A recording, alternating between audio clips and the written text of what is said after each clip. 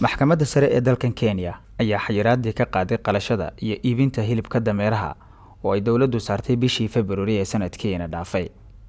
dacwadu soo gudbiyay mid ka mid ah kawaanada dameeraha ayaa maxkamaddu xukuntay in dawladdu aysan si ku filan u difaaci karin kiiskeeda. xukunka ayaa ka dhigan in afarta kawaan ee dameeraha ee hore shatiga loo siiyay inay Kenya ka shaqeeyaan ay hadda kadib dib u bilaabi karaan ganacsigooda hilibka dameeraha. tani waxay daba socotaa codsi guuleystay oo ay soo gudbisay shirkadda Bryant Slaughterhouse oo ay sheegtay in amarka dawladdu uu ku xadgudbay xuquuqdooda. sanadkii la soo dhaafay Kenya waxay mamnuucday gowraca iyo dhoofinta dameeraha iyo wax soo saarka si loo ilaaliyo dameeraha ku nool gudaha. dawladda ayaa kadib weydiisatay milkiilayaasha kawaanadaasi inay u bedelaan goobahooda goobo lagu qolo xoolaha kale sida ariga iyo lo'da.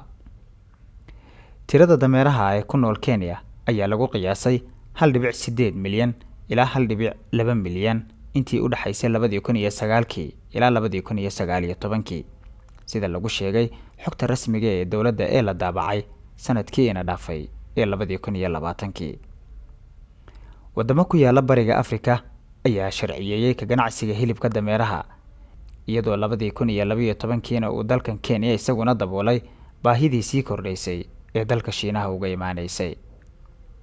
Proc East Africa oo ah koox u ololeysa dameeraha ayaa ku qiyaasay in kawaanada lagu gowraco ugu yaraan 1,000 dameer maalin walba. dalalka Tanzania, Uganda, Botswana, Niger, Burkina Faso, Mali iyo Senegal ayaa horay u mamnuucay in dameeraha loo dhoofiyo dalka Shiinaha.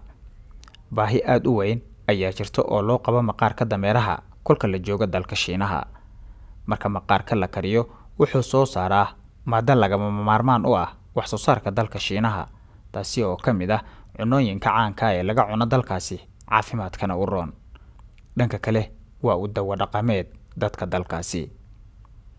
dad badan oo ku nool dhulka miyiga Soomaalida ayaa dameeraha u isticmaala inay dhaansadaan sidoo kalena ay ku soo gurtaan xaabada iyo waxyaabaha la midka ah.